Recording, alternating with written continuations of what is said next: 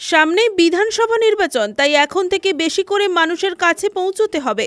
বুথে বুথে মানুষের সাথে পৌঁছানো যায়নি বলেই লোকসভা নির্বাচনে তাদের সমস্ত বুথেই ভোট কমেছে। তাই বিজয় সম্মেলনী অনুষ্ঠান থেকে মহিষাদল ব্লকের নাটশাল 1 নম্বর গ্রাম পঞ্চায়েত সমস্ত তৃণমূল নেতৃত্ব এবং কর্মীদের বুথে বুথে যাওয়ার বার্তা দিলেন মহিষাদলের বিধায়ক তিলক কুমার চক্রবর্তী। রবিবার মহিষাদল ব্লকের নাটশাল 1 নম্বর গ্রাম পঞ্চায়েতের উদ্যোগে গেওখালী হাই স্কুলে আয়োজন করা হয় বিজয় সম্মেলনীতে। সেখানেই বক্তব্য রাখতে গিয়ে এমনই নেতা কর্মীদের উদ্দেশ্যে বার্তা তুলে ধরলেন বিধায়ক। এছাড়াও এই দিন উপস্থিত ছিলেন জেলা পরিষদের কর্মাধ্যক্ষ মানস কুমার পণ্ডা, নাটশাল 1 নম্বর গ্রাম পঞ্চায়েতের প্রধান শিবপ্রসাদ বেরা সহ অন্যান্যরা।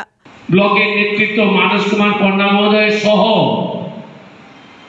যারা যারা এই সভাতে উপস্থিত হয়েছেন প্রত্যেককে অনেক অনেক শুভেচ্ছা, অভিনন্দন এবং শ্রদ্ধা জানাচ্ছি।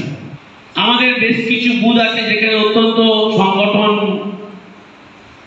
ভালো, বেশ কিছু বুথ আছে বিশেষ করে কুম্ভচক, মৎস্যচক সহ বাচ্চার পাত্র থেকে আরম্ভ করে বেশ কিছু বুথ যেগুলোতে আমাদের এখনো সংগঠন দুর্বল আছে।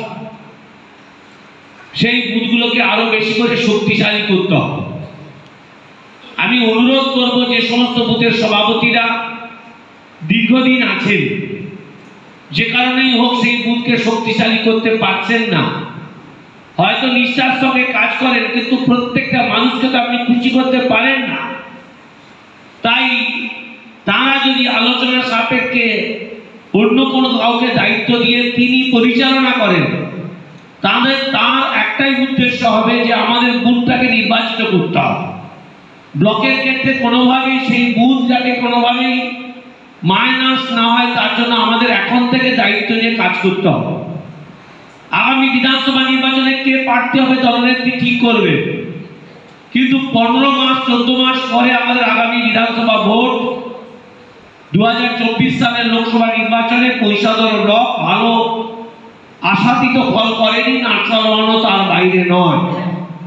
নাটশাল 1 যে পরিমাণ পরিশ্রম করেছে কিন্তু তার সেই পরিমাণ ফল আমরা পাইনি, তার মানে আমরা মানুষের কাছে পৌঁছতে পারি। পূর্ববর্তী বক্তারা যা বলেছে তার নির্যাস এটাই যে 2011 সালে বাংলার নেত্রী জননেত্রী মমতা বন্দ্যোপাধ্যায় কত প্রতিকূল পরিস্থিতিতে বাংলার দায়িত্ব পেয়েছিলেন। ব্যুরো রিপোর্ট, খবর BCBS।